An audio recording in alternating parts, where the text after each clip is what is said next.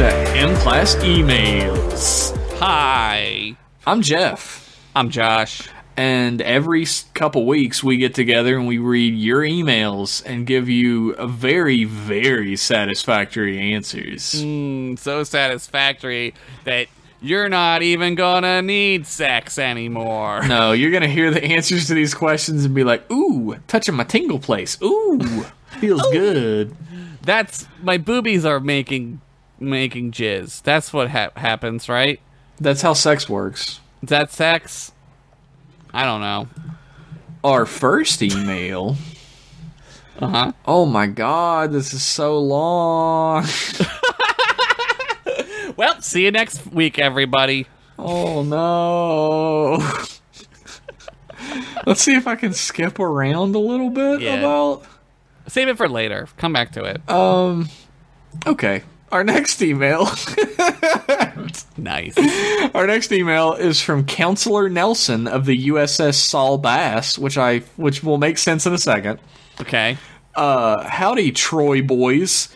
Big fan of purple jumpsuits here. Hell yeah. My question may not be great for a podcast since it has to do with visual media, but I'm genuinely curious about your thoughts on some of the graphic design elements in Star Trek. Especially since Jeff is a designer. Sick illustrations, by the way. Your work is clean. Thank you. Nice. Clean. That's a good compliment. That's really fucking good. The LCAR's user interface and unique emblems and aesthetics for each faction, Federation, Romulan, Klingon, etc., truly add to the world building and make the universe more believable, in my opinion. Do you have a favorite logo or aesthetic in the Star Trek universe? Yeah, I love LCARS. LCARS is great. Dude. Was that Herman Zimmerman, right? Was he the designer of that? No, he made the Doctor. He made the Doctor? Who made Zimmerman. Herman Zimmerman, right? The Star Trek guy. Nah, Okuda. Herman Zimmerman. What the fuck are you saying? Herman Zimmerman was the art director and production designer. No, Okuda. Thank you. No, his name is. It's like a dude. What the fuck is that? Michael Okuda was the technical design, like technical consultant and design specialist. All right. Well, Herman Zimmerman was the art director, so I don't know who takes credit for what. Herman Zimmerman. Oh my god! It is him. Well, the thing about it is the LCARs are called Okudograms, so I'm thinking it's him. Oh, okay. Well, there you go. Anyway, I love LCARs, and I love the emblem, the First Contact Starfleet emblem, like the badge, like with that squared background. Yeah, that is a cool emblem. I like that one. I feel like DS9 is a really, really great place to see, like, full bar, like, the different aesthetics and, like, design of each faction. Like, I think it's cool, too, because it's, like, a Cardassian station, so you're not getting all the, like, all the Starfleet shit. You see, like, Cardassian shit everywhere, like, all the Starfleet people wear their Starfleet shit, and they have their little Starfleet ships, and... you get the Bajorans with their outfits and stuff. I think they have pretty cool uniforms and stuff. So looks comfortable. It does, especially Kira's looks good. Hi, Kira. I feel like it was a mistake for Star Trek to drop the specialized emblems for each like job. Oh yeah, you for each like division. That. I'm okay with that. I really love that, like. Operations, Command, and Sciences all have their own emblem. Well, Jeff, let me tell you about a little game called Star Trek Online. Oh, do tell. Tell. The canon in-game emblem is the Delta with whatever job you are on it. Oh, that's good.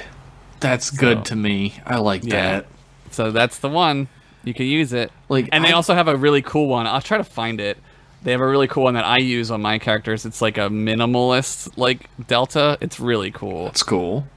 It's like just the outline of it. The LCAR's interface is, like, so visually attractive. Like, it's like candy, right? Where everything is in colors. Yeah. But it's also so easy to read. Like, if you've ever used the interface, like, there are things that you can download to mess with the interface. Mm-hmm. And there are some websites that have the interface as well. Like, everything is color-coded. I had a Winamp that was that. Dude, I have my background on my cell phone is Elcar is set up. That's awesome. But, like... everything is so perfectly mapped out because graphic design at its core is just what works best for the human eye. Yeah. Like, figuring out utility is always, like, at the core of design. Like, what's that called? What's that something door? It's like when something doesn't function correctly in a design. It's called, like, it's someone's name, like the something door. I don't remember. I'll fucking find it. Satchel would know. Fuck. Yeah. Like, at the core is, like, of course, like, design can go, like, the Swiss style or whatever, where you're just trying to do something that's visually interesting, even if, like, the information doesn't come across as well. Right. There was a lot of that in the 90s, too, with, like, Kit Bash style of like, lettering and stuff. But functionality is at the core of design, and I feel like Elcar is just, like, super fucking functional. It's not... it's not great for, like, tons of information. You end up with the same block information in paragraphs when you have to do it in Elcars, but it's absolutely excellent for menu navigation. Right, if you need to, like, do certain jobs for, like, a certain thing, you can lay it out, like, how you want to for that, which is kind of cool. Oh, yeah. I always thought that was neat. It's endlessly, like, customizable. Yeah. And yeah, I mean, it was just made for the show or whatever, but it works as an actual really system. Smart. It's really smart. I like the way it looks too. Just the colors of it are like super late '80s, early '90s, and that like tickles me. You know? Oh yeah. Like, look at this, like sunset orange in like purple. It's like something about it. Just makes me feel good. It brings you back to that time because of the colors that were used. It was like the late '80s, early '90s. You throw some fucking colors in that shit, right? Yeah. And like the Enterprise of toys from that time too. Oh yeah. Like just the way that toys like felt and looked. I don't know. I could see that. I'm just gushing about Elcars because it is my favorite aesthetic. Yeah, I love it too. It's one of my favorites also. I love it. And the thing that I really love about it is, like, you know, the original series, the bridge is like brown and red and black and yellow and like purple lighting on the walls and shit. It's very colorful. Yeah. When you get the next gen, everything is like gray and beige, and black. But Elcars is all these beautiful colors that are constantly glowing in the background. Yeah, it's cool. So that is my favorite aesthetic. I like that too. I'm going with that. I'm stealing yours. That's fine. We can be the same man. Yeah. I also really love the Romulan aesthetic with like giant fucking eagles all over everything. Dude. I think I tweeted that the Falcon Stadium has that big falcon out front, and I was like, what is this, fucking Stadium 1 Romulus? Jesus fuck. I love the retweeted sounds. That one. Dude, I love the sounds of the Romulan stuff. It makes me feel good. Like, I don't know what it is. Like, and the Starfleet sounds, like the computer sounds make me feel good too, but something about the Romulan sound effects, like, soothes me. Oh, I understand completely. Because you've heard them so much, it like brings you back to your enjoyment. Yeah. Which is crazy, because, you know, when the sound effects appear, you're supposed to be scared of them, but it just doesn't work that way. Backfired. Did Star Trek shape the way you create art, Jeff? Well, if you've seen any of my graphic design, it is very much fields and shapes of color to block in the text. So yeah, it's very Elcars when I think about it. Yeah. I never really looked at it that way, but it is really. This dude just fucking opened you right up on this podcast. Yeah, he really did. Crazy. So it's the USS Saul Bass because he's like an amazing, super like famous graphic designer of the past. I bet he would know the answer to the thing I wanted to know. Probably so. Unlike me, a shitty graphic designer of the present. And of course, he mentions that he has a real soft spot for the Romulan Star Empire logo. It's dope as hell, and we also agreed with that, obviously. So I've been playing Elder Scrolls, and I'm in the Dominion, and it's basically the Romulans. Well, it's like America meets Romulans, and and I'm like, oh shit, I'm just like, there's like eagles everywhere. I put a big eagle tattoo on my chest in the game, and I was like, yes, this dude loves all eagles. Scream! Thanks, guys. I've been a big fan of Josh's stuff since the early Continue days, and I'm glad I can hear you two talk about one of my favorite shows for hours on end. Big fan. Oh, sweet. Thank you. Thank you, Counselor Nelson. Great email. That was a great email. Damn. We should have ended with that. That probably should have been the last one. Everybody has a high bar to meet now. I know, it's tough. Our next email is from Jay Signer. Hi, Jay. Who said Jay Signer, who is a patron of ours. What? That's a good time for a commercial, real quick. Sorry, Jay Signer. No! I want to take this opportunity to tell you guys that M Class Podcast is on Patreon right now. Yeah. And I'm not going to go through the tiers and everything this time since you heard that a week ago, or on the same day if you're a patron, because you can get M-Class emails on the same day as M-Class Podcast if you're a patron. Holy shit. I am going to tell you, however, that you get to be in a Discord channel full of cool people. That's true. You can gain, like, only patrons are going to get our M-Class Podcast Discovery Series.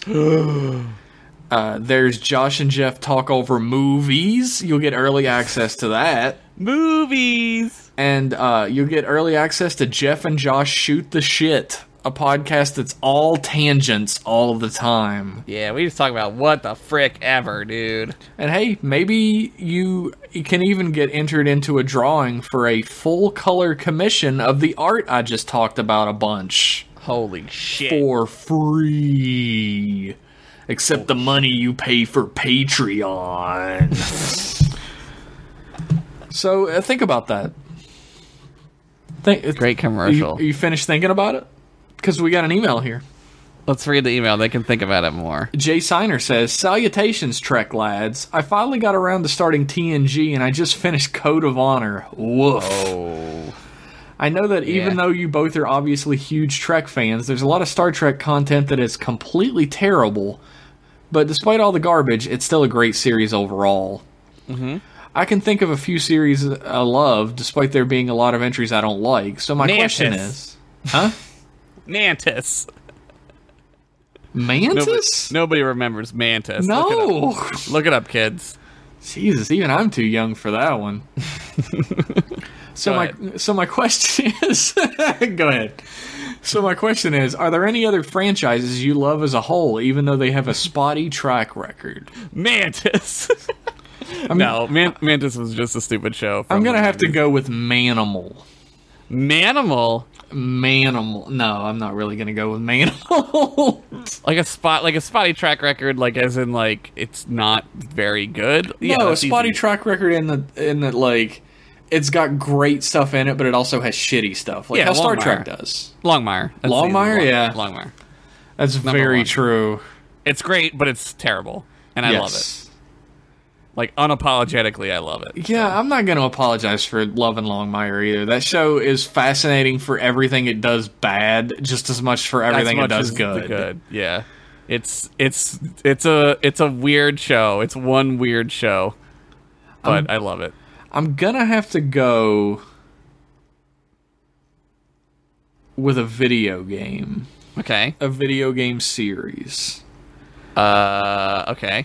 And that video game series is going to be Mega Man. I was going to guess Mega Man. I love Mega Man to death, but Mega Man has 800 versions. Yeah, there's a lot of Mega Man. And there's a lot in Mega Man that isn't great. Like, yeah, I know a lot of people will fucking crucify me for this, but I was never a fan of the Mega Man Zero series. Well, there goes all of our patrons, Jeff. Fuck. Now would be a good time to announce our new podcast. Jeff and Josh talk about how much we love Mega Man. Like, there's Mega Man Classic, X, Zero, Legends, Star Force, and like EXE, right. And most of it's fucking great. But there is some spottiness in there. Yeah. And Mega Man is like one of my favorite series of all time still. So that's a good one. I mean, even Mega Man X has like a bunch of great fucking games, but the higher the number goes, the worse the game's probably gonna get. Yeah. So I think I'll go with that one. Even though there's a million series out there that I love that have spotty track records. Yeah, there's like that line, right, of like it being completely bad and loving it, or it being like somewhat decent and loving it, and it's like a big gap. Wait, so Looney Tunes is a great example. Why? Because even though Looney Tunes is fucking immaculate for the most part, there are dozens upon dozens of episodes that are just horrifically, blatantly racist. Yeah, besides the racisms, Besides the racism, it's perfect. Yeah. But, I mean, there's a reason why those are banned and you don't see them anymore. Yeah. I love Looney Tunes, and I'm not going to apologize for that. Or like Tom and Jerry when they went to Chuck Jones and it turned all weird. Yeah, I love Chuck Jones' early stuff and like his middle stuff, but like later on he gets real cutesy and weird, and I'm not a big fan of that. It gets real goofy. Like, it was a sign of the times. It's a good thing they have the thing on it that says, you know, it's a sign of the times, and, you know, we don't endorse this racism or whatever, and, like, not showing it will, like, you know, erase the history of it. Right, you can't ignore it on the DVDs, but they mostly just edit it out everywhere else, and that's fine. I'm 100% cool with that. Yeah, it's still, you can still get it, I guess, if you want it for, like, I don't know, like educational purposes. Yeah, educational purposes is a good way to put it. Yeah. But, like, Looney Tunes is a great example of that. There's a lot of shit, like, terrible, like, legit terrible, horrific things in Looney Tunes. But for, like, the most part, 90% fucking immaculate. Yeah. I love Looney Tunes, I'm sorry. I do too. I love them. I can't not love them.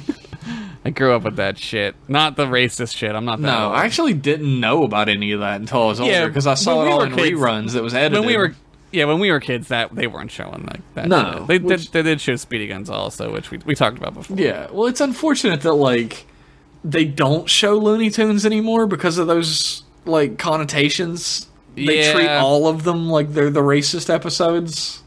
Yeah, it's weird. I mean, it's also, like, people don't want to show old stuff. That's 100% true, and I hate it. Why would we show this old thing when we have 75 seasons of Teen Titans Go we can put on? God damn if that ain't true. If you like Teen Titans Go, we're sorry, I guess. Now's a good time to announce our new podcast. Jeff and Josh talk about Teen Titans Go. It is 14 hours long per episode. And it's just us screaming. Oh, I mean, yes. What? Our next email is from TJ, who titled the email, "Do Star Trek aliens dream of electric sheep?" Which I thought was cute. If they had, like, a sheep animal on their planet. Yeah. He also calls us boys to Trek men, which I like. That's amazing. I love that. Without scouring through some damn wiki to find the actual specifics, I have to assume that all of the planets that the aliens in Star Trek universe are from are all different sizes and distances to their respective stars, meaning that their day or night cycle, lengths of weeks and months and years would all be wildly different. Uh-huh. This is true. You learn that in Deep Space Nine with Bajor. 26 hours. This makes me wonder, do you think sleep schedules on a Federation starship are just fucking wild as hell? I would assume it's as wild as, like, any ship. I guess, like, the Enterprise, though, is, like, predominantly human, so it would probably just be 24 hours. Maybe, like, overall, like, the Federation adopts, like, a new, like, time standard, and it's, like, 28 hours or something. They use, like... I mean, it really depends on where they're stationed, I think. Like, there's probably a standard for ships that are constantly moving. Yeah, But I'm not sure what it is. Standard. It probably would be just Earth. Probably. One of the benefits of starting the Federation is you get to use 24 hours in a day. Deal with it, fuckers. Also, Andoria is like a moon, so like who knows? Like who fucking knows? Like that thing could just be in the darkness forever. Who knows? He continues, while Earthlings need their 7 hours or something, what if there was a tiny little alien from like a baby planet whose entire day spans 5 Earth hours? Is there a standard time once you join the Federation and you just have to get used to it? Or are there some specific species that work like a 30-hour shift like it's no big deal, while another species can only work for 2 hours before they need to rest? Is this level of minutia tedious and boring? No, I think this is great, because it's true, like... Okay, so there's like tiny baby alien who can only work for 2 hours a day. Then that's all they work. It's 2 hours a day. Oh yeah, there's like the Federation is going to work around your abilities and your schedule. That's how. If like your shift at fucking Target can work around your other schedules, the Federation will. Yeah, they definitely will. Also, it's possible that they could like make it so you could like stay up longer, or you know, like maybe they'll give you like some sort of supplement that makes you sleep like less or more or whatever. Like who knows? Oh you yeah, know? It's the future, baby. Yeah, there's all kinds of fucking space magic going on. So go to the doctor and be like, I need to sleep for this amount of time. Give me some shit. There is M-class planets have to be within a certain size limit. Like there's a size limit from small to large that M-class planets have to be within in order to be M-class and support life. Like a Goldilocks zone. Yeah, right? exactly. Like it has to be a certain distance from the star, depending on like what kind of star it is. So if it's like a super hot like blue star, could be farther away. It could be like the 9th planet. But if it's like an Earth star or like a sun star, it would have to be like where we are. So it's all just random. And it's like relative. Everything is relative in space. Then you got like the Tholians though, who live on this like radioactive ball. Like how the fuck do they do that? They're just crazy. They're just fucking weird. They spiders. are absolutely fucking crazy though. Yeah, they're insane. They're crazy xenophobes. Meaning they love Xena the warrior. They hate her. Xenophobes. Oh, right, yes. They fucking hate her. They're scared of her and her cool circle thing that she throws. I forgot about that. TJ ends his email by saying, "Thank you, and I love you so much I'm shaking." Awesome. Been there. Our next email is from Christopher Mitchell. Hi, Christopher Mitchell. Do I know this Christopher Mitchell? It's possible I do. I know a Chris Mitchell. They say Christopher Mitchell says what their Twitter is, but I'm going to guess they don't want people to know. Since it says you don't have to read this part on the podcast when he tells us. Okay. Anyway, he says, I've always been bad at starting emails, so, anyway... Trek Boys! Hey-o! I just got into your podcast recently and been binge listening to them on my commutes to and from work, and it makes the traveling a lot more bearable, so thanks for that. Thank you. Thank you, Christopher. Yeah. I had a couple of pitch it or ditch it's that I thought I'd run by you. Oh, shits-its. Yeah. Fuck yeah. I really tried to give you the silent response, and it just didn't happen. I've been awake for like 20 hours, yeah.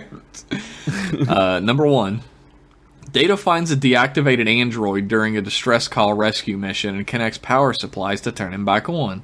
During the power transfer, there's a spark and both androids shut down momentarily.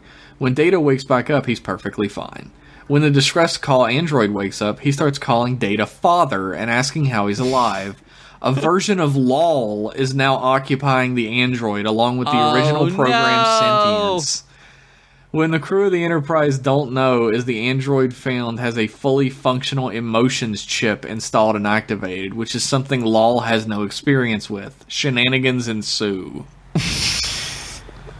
LOL 2, Electric Boogalol. Dude, not only... You've been up for 20 hours. Yeah.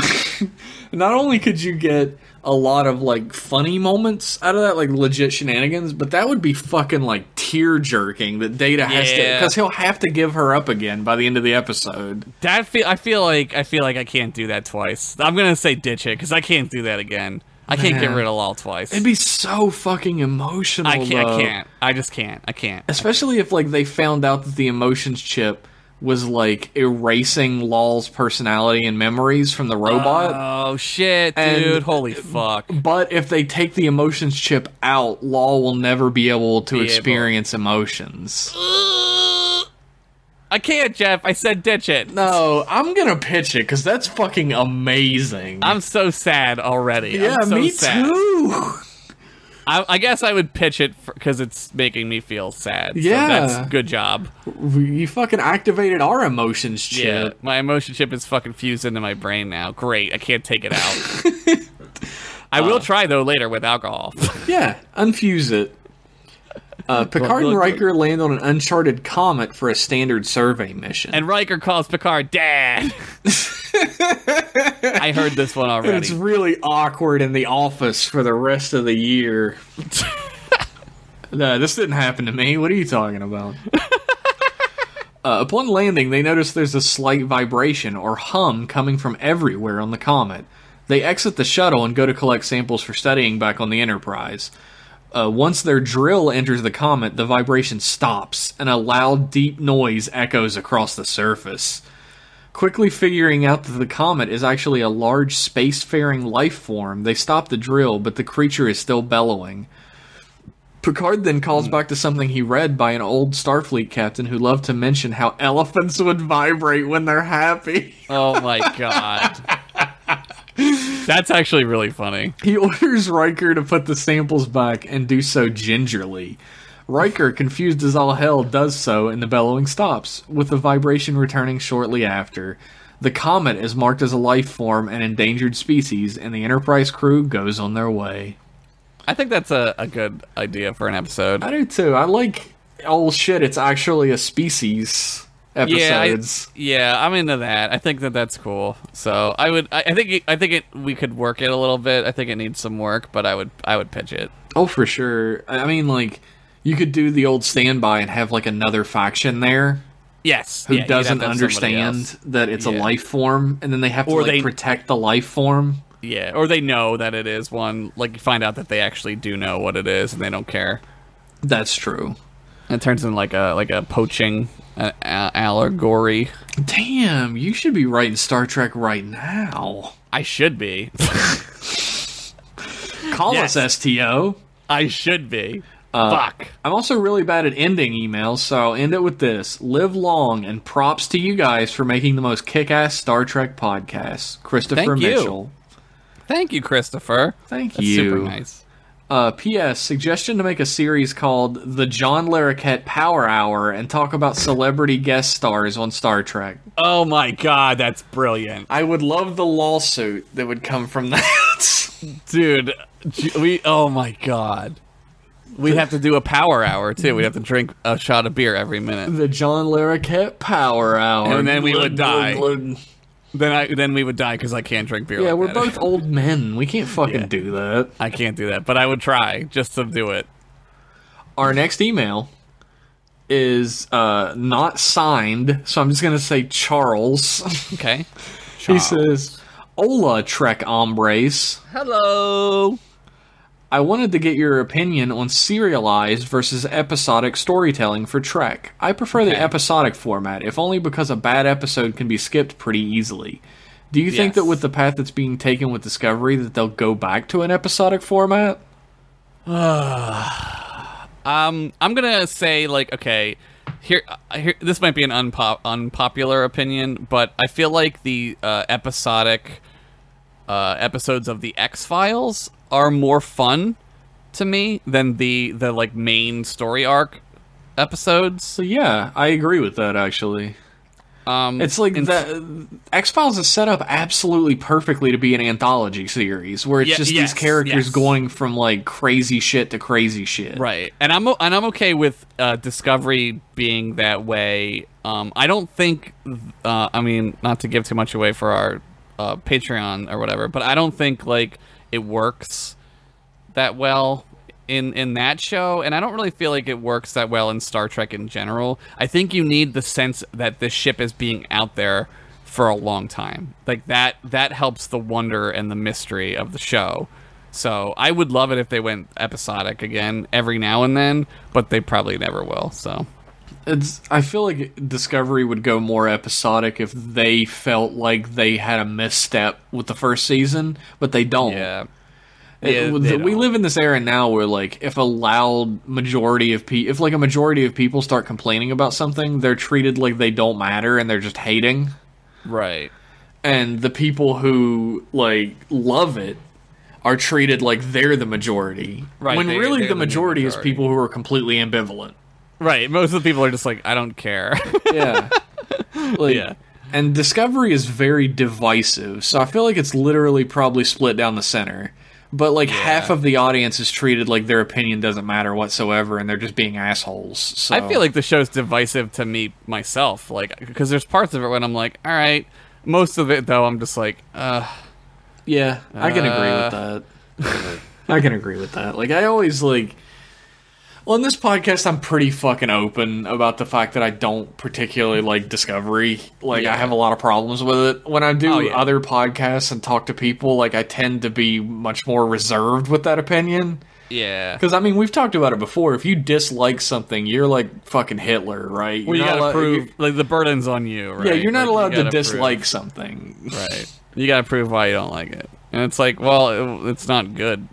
Like, you know, when you watch a good thing, and that's the real problem, is like people don't watch good stuff, so they forgot that feeling. They forgot that feeling of like, holy shit, this is amazing. Like when I went to see Mad Max Fury Road with Mike, and we watched the movie, and we were just like, our mouths were agape. We were like, holy fuck! And people in the movie theater are like the first like chase scene happens in that big storm, and there's that moment of quiet.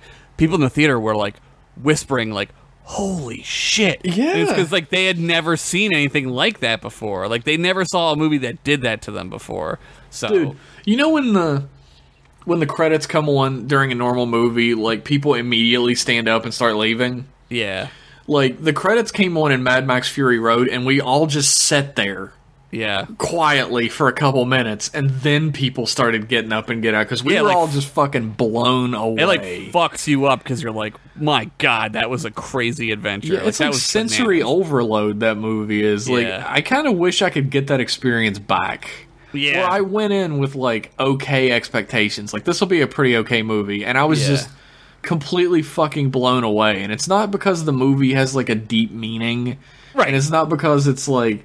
It has like super compelling characters. It's a all simple the story. action. It's just a simple action. It's like a Death Proof. Yeah, that's it's true. Like Death Proof, where you're like you're on a ride. Like this is a fucking ride at this point. Which, by the way, is the exact opposite thing Star Trek should be. Before somebody's like, you don't like that because it's Star Trek when it's actiony. Right. It's not. It's right. So yeah, I think what we're getting at is like they probably won't ever do that. I think it would be good to do it, in spurts, right? Like you could have like 4-episode arcs and then move on to like another thing. But I don't see them doing that. I feel like a season, if they just did a season of Discovery that was episodic, that would be a great way to get to know these characters better and feel more invested in them. Yeah, you rut yourself into like weird corners when you're doing like a serialized version of something. Like you can't focus on like certain characters, or you're like shoehorning them in to do certain things, and it doesn't really work that well. And, like when the stakes are that high, everybody's like at this level of like adrenaline that you don't really get to know their characters at all. They're all just panicking person. Yeah, they're afraid version of that character, and it's like, but I don't know. But yeah, fucking Discovery sucks. I stopped watching it. I was like, I don't know. I finished it, but I know what happens, so I guess that's a cool thing I know about. Charles continues, hope that was a good discussion because it's time for a double dose of Boston Sean's patented all-natural, corn-fed, twice-baked, pitch it or ditch it. Corn-fed, huh? Oh, man. Number one, during the Enterprise era, Josh's baby era, sensors detect a Minshara-class planet. That's an M-class planet for anyone who didn't know. Yes. 2 weeks away that the crew hopes to make contact with, but by the time they get there, the planet is decimated. Oh, no. Storms are breaking out, and a bizarre pattern of electromagnetic particles is emanating from the air, disrupting sensors. It's a fart cloud. They discovered 2 weak life signs aboard a space station in orbit and take the malnourished aliens to sickbay. Analyzing the computer shows that the planet was on the verge of warp technology, and during the first launch, a warp bubble was created too close to the atmosphere and destroyed the planet. Ooh, I love this. Ooh, this is good. The bulk of the episode comes from the survivors having to deal with what's happened and trying to figure out what their options are, and ending with them being transferred to a ship headed to Vulcan so they can make records of their world for the Science Council. Oh, that's so good. Dude, that's sad as fuck. I love it. I love it. I love it. I love it. Dude, you know what would be good as well? What's that? Is have the 2 remaining aliens be a male and a female. Yeah, and have them faced with the idea that if they do not copulate, then their species is over. However, they hate each other. Yeah, they're not. They don't like each other because the guy farts a lot. Yeah, he makes the fart cloud that destroyed the planet. That's what happened, right? I wasn't paying attention. I'm kidding. I love it. I'm kidding. It is really fucking good. I love that idea, and I love the idea that, like, you know, anything with a first contact, I love, and I love the idea even more of, like, sometimes first contact you don't make it past that membrane. You know? Sometimes first contact goes wrong, and sometimes those are the most interesting episodes. Yeah. The next pitch it or dish it in this email, I don't know why I said that. Mm-hmm. The Enterprise runs across a godlike being who decides Rumpelstiltskin decides it would be more fun if the entire crew was toys. This is pretty much so we can hear Bones complain the whole time and say, "Hold on, Jim, I gotta wind up the nurse." Oh my god. Also, let's make Spock a teddy bear that Nurse Chapel carries around. This is like an animated series episode. Not terribly deep, but the kind of fun one-shot you don't get in any of the 90s series. Pitch it for the animated series. There are far more crazy episodes than what you just said than that on that show. Hold on, Jim. I gotta wind up the nurse. That's pretty good. That's not bad. Loving the show and can't wait to see the Satan Collection. Keep up the noise, Trek boys. Satan Collection. Fuck yes. Satan. Satan 666. This devil podcast now, boys. Our next email is from Boston Sean himself. Oh my god, he's back. Who says, "Yo, Trek boys, over here. You forgot the Voyager Romulan." All right, let's close this. Okay, next email. Next email. We forgot the Voyager Romulan episode, and as Twitter has proven, Voyager equals good. There's one, and it's not that terrible, but it's not even that Romulan. No, they find a tiny wormhole, and there's a Romulan freighter ship on the other side or something, and they talk to him. It's like a star base, and it turns out that they're talking to a Romulan from like 30 years in the past because wormholes fuck with time. Yep, which is pretty cool, and I do like that. Yeah, it's not bad. I just didn't want to watch Voyager again. I didn't want to watch it either, so that's why we didn't do it. It's the 7th episode of the series and keeps trying to tell the audience that the crew will be able to use the wormhole to get home. Were viewers really that dumb? Yeah, that's Voyager, man. And like even to the point, I think we talked about this before, where they're like in season 5 and like they find like something and Janeway's like, "Oh, here we go with this again." And you're like, "Yeah, no shit," you know? Anyway, I have a quick question, only slightly Trek related. What is your favorite method of faster than light speed in fiction? Personally, I like Battlestar Galactica's cool glow key. Thanks, dudes. Oh, the FTL. I like warp because it's like, kind of like feasible. Like I know I'm gonna get a bunch of sciencey like fucking shit about this, but like there was like a thing that NASA did where they like made like a mock-up of a warp ship, and they were like, we might be able to like get away with this at some point. And like I think that's cool. I think it's a cool idea that like it like folds space so that the space behind it is larger, and in front of it it's smaller. So that's how you cheat Einstein, right? I think that's really clever. Einstein, you piece of shit. Yeah. Other than that, like anything that makes like a wormhole, I guess. Like that's kind of like what hyperspace is, right? In Star Wars, it's sort of just like they're just making like wormholes. Apparently, you can just fucking hyperspace anywhere, anytime. Yeah, it's nothing ever goes wrong. Yeah, it just takes. You just have to know the route because like the route is important. I guess I don't know. Warp is also my favorite because I love Star Trek. Yeah, that's why I like it. It also looks exceptionally cool, and it always has. Yeah, I don't. That's the one thing I don't mind about the JJ Trek is the warp, how they do it. I don't. They show the warp bubble, really, which I thought was cool. Like that's kind of cool, yeah. And I like the sound of it. I like that. Thanks for the email, Boston Sean. Thank you, Sean. Our next email is from Austin, the King of Goblins. What? I didn't know he had a king. I mean, they had a king. He signed it that. He signed it. He's the King of Goblins now. My liege. His email is titled Learning Through Osmosis, or A Comedy of Errors.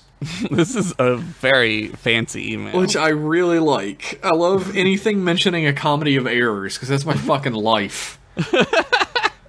Hey guys, Josh, you've retweeted me thrice on Twitter, and it's my big favorite accomplishment. Oh, well, excellent.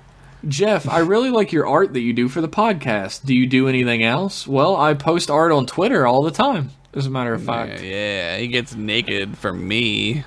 Not for art, though. That's unrelated. No. I mean, it is a form of art. Love is art.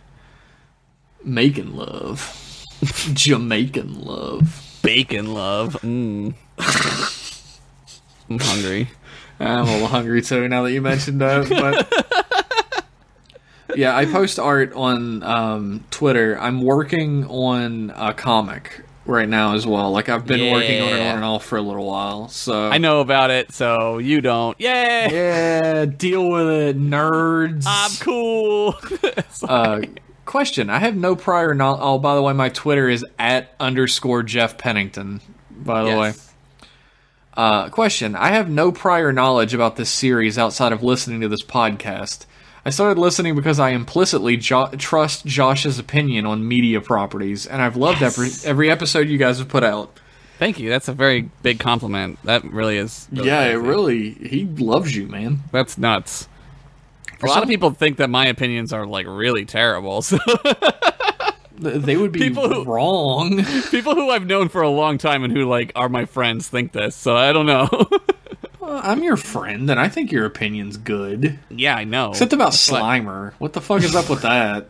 I fucking love Slimer. You leave him alone. Fucking Slimer. He's been through a lot. Yeah, he's been through being shitty a lot. He had to drive that bus.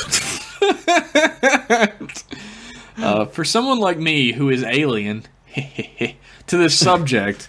Nice. Where is a good starting point? Thanks in advance, Austin, for Star Trek. the King of Goblins.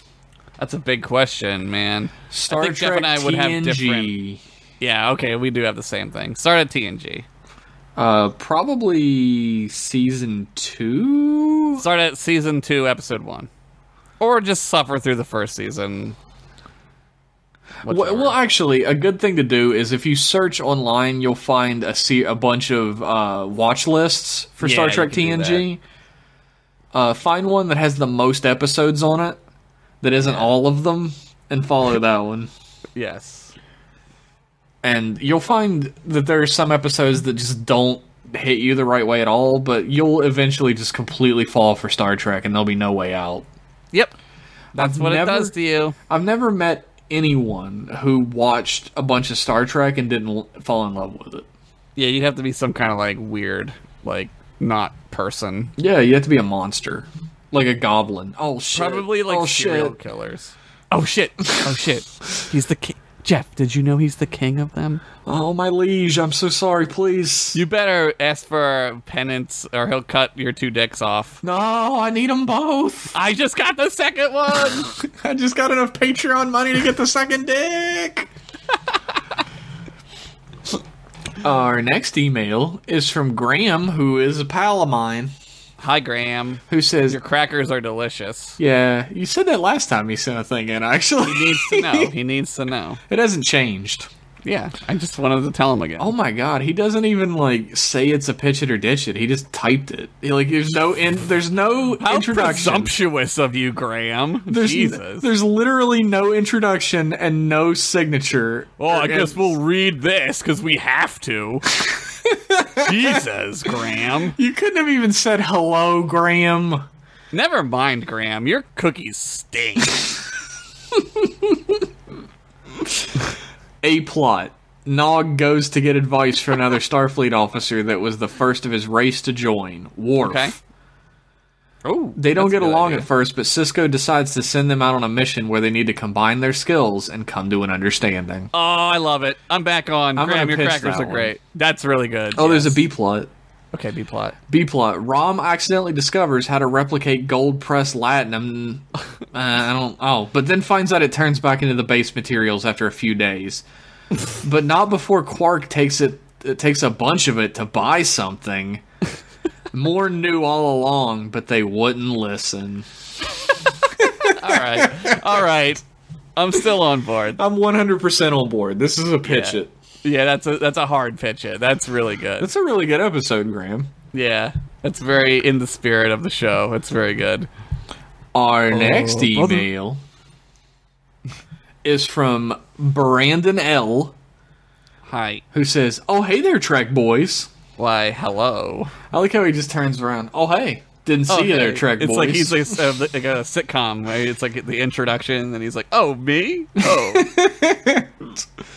After writing my first email a month or so ago, I realized that I really liked writing them. Because we've had email since like the early 90s. I mean, it's like it's the first email you've ever... Damn. We got judgmental Josh on this episode. I'm just kidding. I know what he meant. You guys answered my question and even gave me some things to think about once the episode was over, so thanks for that. Oh my god.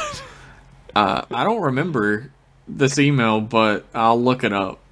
I don't remember either. We answer a lot of them, so don't blame me. Blame Josh. Blame me. I'm not the king of anything. The king of sadness. Oh, that's the Fly Man. That's a reference, everybody. By the way, we got a Patreon. Oh my god. After listening to your episode on Profit and Lace, my friend Alex and I decided to rewatch it with a friend who had never seen... Why? No, why'd you do that to them? At the end of the episode, he just said, well, that was a Star Trek. Indeed it was. Now you gotta dig that hole. You gotta dig him out of that hole, man. You can't leave him there. I think that's a true testament to Star Trek. Despite showing him an absolutely terrible episode, we laughed and talked about the implications of the episode at length. And it made our friend curious enough to watch more episodes. Yes! Really? Profit and Lace, huh? Oh, whatever works, man. He was like, how many more times does this sexy female Ferengi show up in this episode, in the show? Where's that hot Ferengi at? Where's that Lumba at? I need more Lumba. Lumba. I wanted to try a pitch it or ditch it about this, but I think just asking you guys your opinion about this might work better. Mm-hmm. Two characters I found incredibly interesting were Enabran Tain, head of the Obsidian Order, yes, and Chairman Koval of the Tal Shiar. Mm-hmm. I love the episodes that featured them in DS9, especially Inter Arma Enum Silent Legis. I don't know how to say words. Uh-huh. I hope you guys review that someday. Hey, probably. Maybe. We saw these two organizations team up against the Dominion and get their shit wrecked in the Omarion Nebula episode. Yes. But what if they were to go up against each other? Both organizations have their own strengths and weaknesses, but I'm really curious to see what you guys think would happen. Romulans are going to win. Romulans are like crazy. So... they're gonna win. I always feel like it's like a tier system with the military, right? Like, you got the big three. You got Starfleet, Klingons, Romulans, and then you got the next tier, which is like Cardassians, Breen are probably down there. What's another? What are some other ones? Fucking... like on that same level? I don't know. I feel like... did you say the Dominion was on level 1 as well? Oh, well, yeah, the Dominion is, like, insane. So yeah. So, like, I don't know who would be on that level as well, to be honest. That's just kind of like the way I kind of think about it. Yeah, there's definitely levels. Like, I don't know, like, I don't know if Cardassia has, like, the stomach for, like, the kind of fighting that the Romulans would pull off, because they're, like, nuts, and they'll just crash things into your planet. So, I don't know. That's just my opinion. I'm not giving my opinion yet. Okay. I'll hold it. Okay. Would Tane in his prime be able to go toe-to-toe with Koval in his prime? Romulan versus Cardassian in hand-to-hand combat. I would totally get pay-per-view to watch that. Like, in a fist fight with him? Yeah, hand-to-hand. Tane might win, because he's like... Tane's a big dude. He's a big boy. Yeah. I don't know. I choose... Oh, go ahead. Go, you go. Romulans. Yeah. See? Yeah. Yeah, I agree 100%. Like, the Romulans are like sneaky, like the Cardassians, but like Romulans also have like a superior military, which the Cardassians are like all subterfuge. Yeah, the Cardassians rely a lot on like the Obsidian Order, like the Romulans rely on the Tal Shiar, but the Tal Shiar are more like a scalpel, and the Obsidian Order is more like jackboot, like brown shirt Nazis. You know what I mean? Like they're not really like super like good at what they do. So I don't know. The Romulans are like, they have like this great military that's like completely separate from the Tal Shiar as well. Yeah. Like the Cardassians got their shit wrecked by the Klingons, and the Klingons and the Romulans have known about each other forever, and the Romulans never got their shit kicked. Yeah, the Klingons beat the Cardassians in that war like handily. Oh yeah. But you know, I don't know. He says, you guys are killing it out there, and I always look forward to more episodes. Oh, thank you. P.S. Josh, how hype are you for the new DS9-themed STO expansion? That shit looks intense. Fucking, I played it like 2 days in a row. I played it yesterday for like 6 hours when it came out, and I played it today on the stream, twitch.com/continue show, and I love it. That's a good plug. Thanks. I've been working on my plug game. Oh, I know it. 420 phase up, boys. Oh. Love and peace forever. I couldn't resist throwing in a Kamen Rider Black reference for Jeff. I appreciate it. It's so rarely that I ever hear about Kamen Rider outside of the other podcasts, so I appreciate it. It's not so Kamen Rider, am I right? Our next email is from Corporeal Cop Gallant. Oh my god. Okay. It's like Phantom Thief Goofus of the Mirror Universe. Oh my god, okay. Well, Trek boys, I made it despite your directions. Nice. Big fan of that barrel that crippled Worf here. Jesus. Anyway, you threw down the gauntlet last time, and this is how you fix Discovery. You have the writers actually watch some Star Trek so they can try and capture some of that can-do spirit of the show. Uh-huh. Here's another pitch it or ditch it. Again. Yes. TOS. Due to DNA fuckery, Kirk gets cloned, but this one seems different. This one is way more aggro and sex-obsessed, and it causes problems. We don't need this. This is the enemy within. We don't need it. Kirk ends up using his wits to outsmart this Casanova. Also, Spock forgot he and Kirk's anniversary. Uh-oh. All right, pitch that part. This is the enemy within. Yeah. It already exists, sir. Sorry. We don't need another, like, Kirk's the slut guy. His evil half wants to fuck. TNG, the Enterprise breaks down on the side of Route 66 or whatever. Point is, the holodecks are out of order. To pass the time till Space AAA comes to help, they play Dungeons and Dragons. It's like a Freaks and Geeks episode. Picard rolls a bard, Riker a paladin, Data DMs, Worf min-maxes a barbarian, and Wesley rolls nothing because he got executed, remember? Yes. His mom, however, is a wizard. Nice. They all have a good time. Data learns that writing is as fun as painting his cat. It'd be fun if they, like, were playing Dungeons and Dragons or something. I know this is, like, the like a very now thing, like, everyone should play. This is a Freaks and Geeks episode where the cool dude plays D&D. It's also a Futurama movie, Bender's Game. Mm-hmm.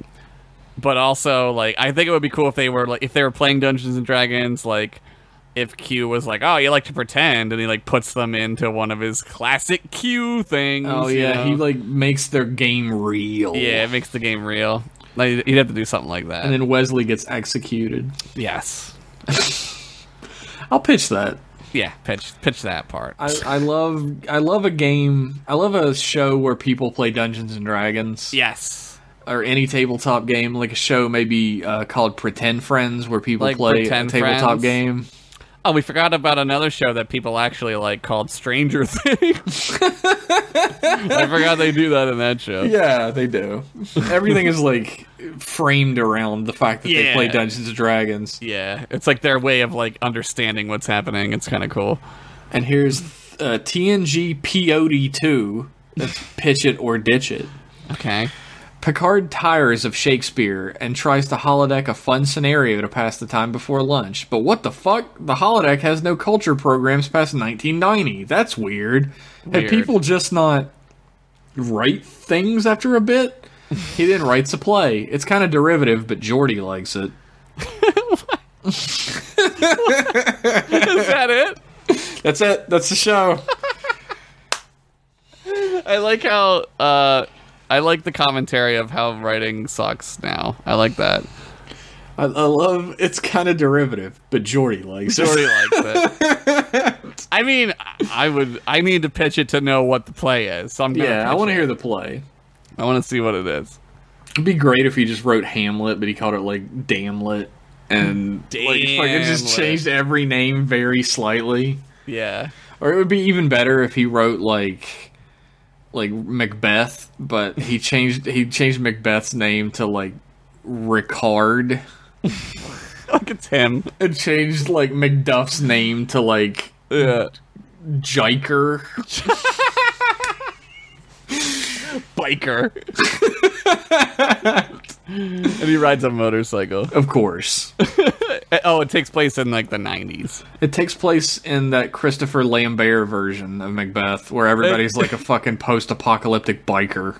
Dude, it takes place in that, or the fucking what was I gonna say? Oh, the Baz Luhrmann Romeo and Juliet universe. Oh my god, yeah, perfect. They still speak in fucking Shakespearean. Yeah, they're still speaking in that language. Anyway, I also have a question. If I haven't taken up too much of your time, what with the tangents and the like.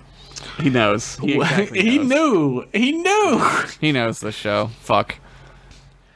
What do you guys think about people saying that certain people, I mostly mean women and LGBTQ folk in nerd circles, not allowed to like certain things without being fucking given the third degree? Oh, you play D&D? I bet you do it because it's popular, etc., etc. It makes me want to stuff all those D-bags in lockers so that they can learn their place. It really makes you understand bullies, doesn't it? It really makes you understand bullies. I kind of get where the bullies were coming from, guys. Like if these were the nerds they were shoving in lockers, were they really so wrong for it, right? I think that's fucking bullshit, right? Like, who gives a fuck what people like? Like, if you like nerdy shit, like, why does it matter if you got into it because it's popular anyway? It doesn't matter. Yeah, who cares? It's not going to be popular forever, so who cares? Just fucking like what you like. Who gives a fuck, like right? Whatever you want. But people do get that real fucking heavy because they're women or they're, like, LGBTQ. Oh, yeah, for sure. And it's like, it's this sort of like mentality that like, I've run up against it a ton with people who were like, you know, I got made fun of by girls when I was a kid for liking that shit or whatever. And I'm like, yeah, times change, dumbass. Like, what do you mean want? You got made fun of by people because you were a child and that's what happens to children? That happened to everybody. I'm not like, I don't want to like diminish people's like bullying or whatever, but like a lot of people have had experiences like that. Yeah, like, I mean, you know, every nerd has been bullied. Yes. Like, do you think these girls who like this shit weren't bullied when they were kids? Right. Everyone's got their own version of the bully. Like that's a definite truth, I believe. And we were all terrible to each other when we were kids. Oh, so. For sure. I mean, like, and people do that to LGBTQ people because they're just fucking bigots, right? Yeah, like, well, that's the excuse, right? You can make whatever excuse you want. Like, I'm just trying to, like, fucking make sure they like things right or whatever. Right. But nah, you're just being a fucking bigot. Because you're the fucking gatekeeper, right? Like, and, like, fucking, of course people are doing that to women because they're just being sexist dick faces anyway, you know? Yeah, that's the real reason. I don't know. Yep. I can't wait to read the comments on this one calling me a fucking virtue-signaling SJW. Well, Jeff, if you would stop being such a cucky cuck. But yeah, it's stupid. It's really stupid. Yes. He signs it, go check out the Patreon. Give these Trek boys money. Thank you. Corporeal Cop Gallant. I like it. Our last email of the night. Oh my god. Is from Pezcorn. Fucking Pezcorn. Who says, hey guys, it's Pezcorn. Obviously. Hey Pezcorn. Hey Pezcorn. I just wanted to write in to apologize for the last email I wrote you. Okay.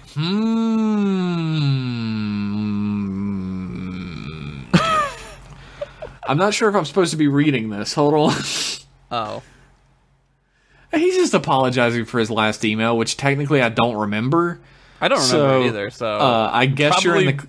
I guess you're in the clear. Need to apologize. I don't remember what you said. So yeah, I think you're 100% in the clear, man. I didn't even think about it. Probably after we were done. Not that I wasn't thinking about what you said, but I wasn't upset about it. So.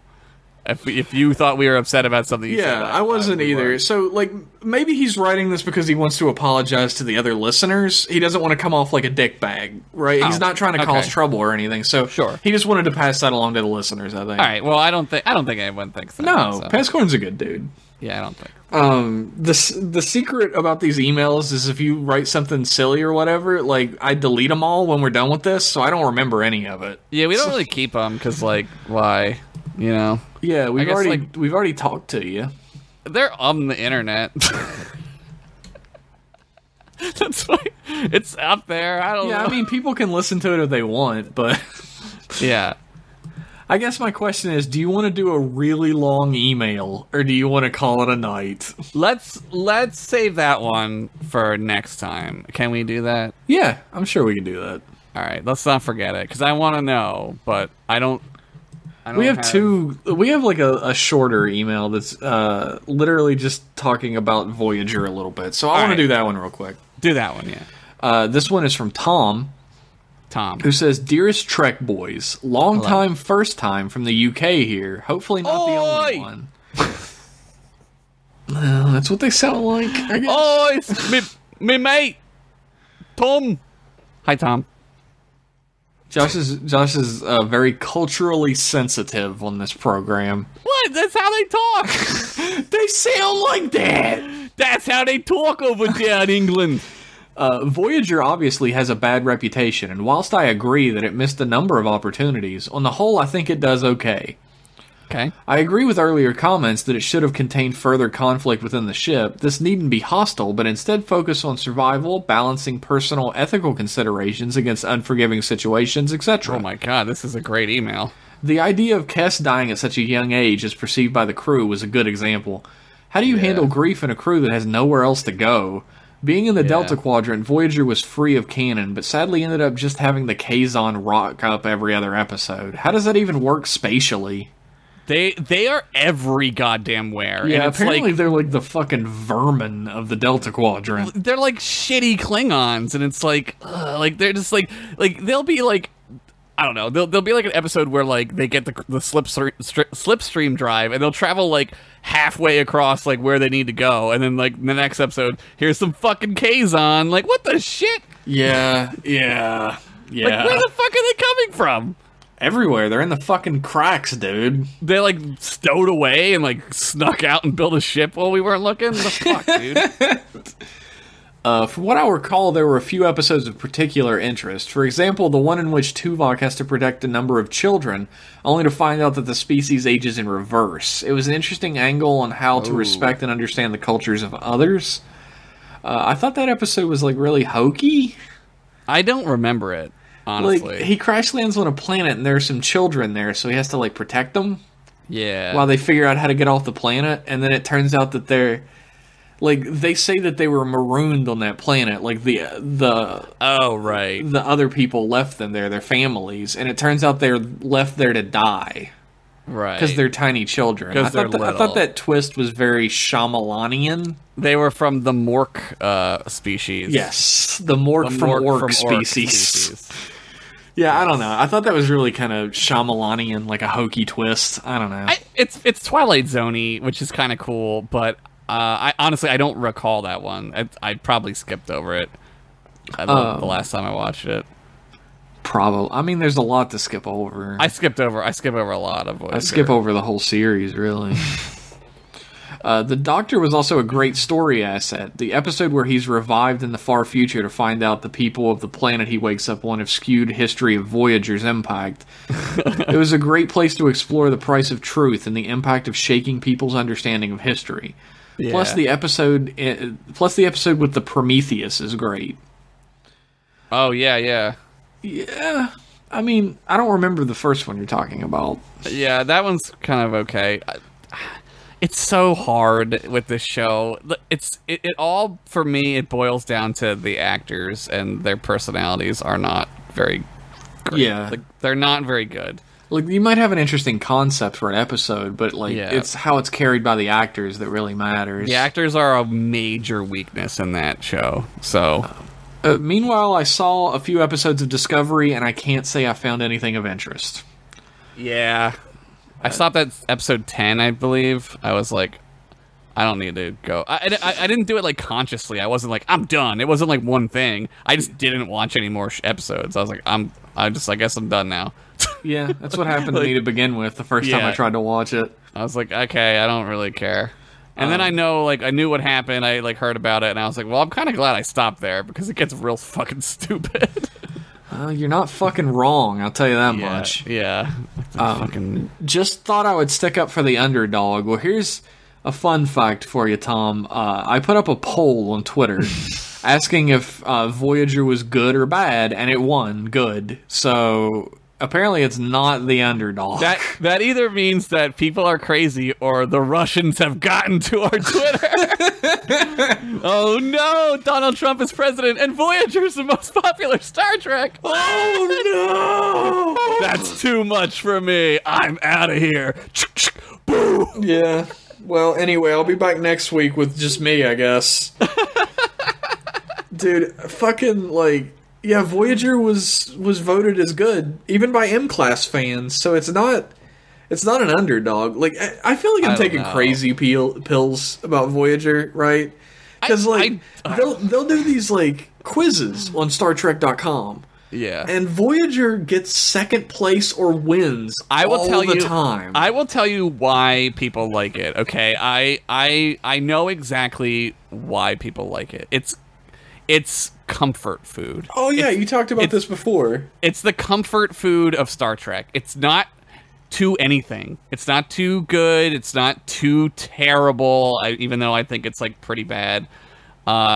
It's just comforting to have on, and it's got some comfortableness to it, you know? And, like, people really like that. And I don't know. It's how I feel about, like, Frasier. Like... I don't like Frasier. I don't like Frasier either. But, like, I get that it's a show that, like, it was on for a while and people really love it. But it's just, I think for people, it's just comfort. And that's what makes them like it. That's probably true. I turn on TNG for comfort TV. I also do that at nighttime. Now that Futurama is on Hulu and I got rid of my Hulu. I still have Hulu for some reason. I don't know why. I should get it again. But I don't know why I have it even. Oh, well. That's what I said when I had it. I was like, why do I even have this? I was like, I don't even watch this shit. Anyway, a pitch it or ditch it. Yes. We never see the mundane jobs aboard. Who has to clean up all the bits of rock that seem to be inside all the computers and walls when they explode? Who polishes the sailing yacht that exists as a console on the bridge of the Enterprise in NG? Fucking the exocomps do it. Following the daily ups and downs of a group of junior staff in a classic conjoining story arc, we get to see a glimpse behind the curtain, flesh out some hidden depths of the main cast. Such as seeing Wesley's porno stash. In the no, is it Wesley's porno stash or is it Will Wheaton's porno stash? What's the difference? Because if it's Will Wheaton's porno stash, it's Beverly Crusher. Well, he was ahead of his time. Have you ever seen that man's wife? She's Beverly Crusher. Are you serious? Like, she's a redhead who's much older than him. Oh, I did know that. I knew that. I did see her. She's kind of short though. In the end, we leave with a better understanding of how the Federation's culture works and can finally answer who cleans the stains out of the dusty pink bridge carpet. I don't think anyone does. The ship cleans itself. Yeah, the ship cleans itself. And I mean, like, there are maintenance people that work on the ship, like non-commissioned officers are usually maintenance on a ship. Yeah, like O'Brien, like he's the NCO, right? So he does. Yeah. Although he's like the transporter chief, so he only like takes care of the maintenance and upkeep of transporters. Yeah, but he's not an officer, so he doesn't do like officer shit. Yeah. So I mean, the ship cleans itself, but like anything that needs to be done like in a big way is definitely like non-commissioned officers. Yeah, and I don't know, like I always kind of got the sense, like especially during the Enterprise D era, that thing is just built for fucking like perpetual motion. Like it just takes care of itself in a lot of ways. Oh yeah, for sure. Like it doesn't. You don't need a whole lot of like, unless something like really bad goes on. You don't need to like fix a whole bunch of shit ever. So yeah, I'm gonna say pitch it anyway. Yeah, because it sounds like a Lower Decks type of episode, and I love super in on that. Yeah, I like that too. So I would be interested in seeing that on myself. Thanks for all the hard work, and keep on trekking. Yeah! Now I'm gonna get fired. Your humble servant, Tom. Speaking of, we have a Patreon that what a segue. If you guys would like to donate to it, I think I mentioned it before, then you can find that at patreon.com/mclasspodcast. Mm-hmm. You can find us on Twitter at mclasspodcast. And for some fucking reason, you can send us emails at mclassemail@gmail.com. Singular, no S. mclassemail. We will probably read your emails on the air. As you can see, some of them are like maybe a little too long for the show. But what I'm going to do is maybe edit them down if they're too long and do them next time. Yeah, we want to read them, but we obviously don't have like all like night to spend on them. So like, but we definitely appreciate we try to keep the emails episode under an hour and a half. Yeah. That's what I'm trying to shoot for. Yeah, that's a good amount of time. I would like to thank everybody who wrote in, because I love you all. Yeah, thank you so much. I love this show. The emails episode is super fun. So, like, almost all of you guys are so fucking funny. Like, we were talking about, I don't know if it was in this one or the last one, about how people think they're funny. Yeah, and they aren't, but you motherfuckers are funny. I know. Some of this shit makes me laugh so much. And I love it. Good pitch it or ditch it tonight also. Yeah, there was some like legitimate shit that I wished would have been made. Yeah, agreed. That came up Nog tonight. Worf episode was pretty good, so. Way to go, Graham! Say hello next time, you asshole! It's me, Graham. Here's my shit. Yeah, just type that. Just type it. That's all it takes, Graham. So thanks to everyone except Graham who wrote in. I'm kidding. Thank you, Graham. And we will be back in 2 weeks' time with another episode of M-Class Emails. Bye. Bye-bye.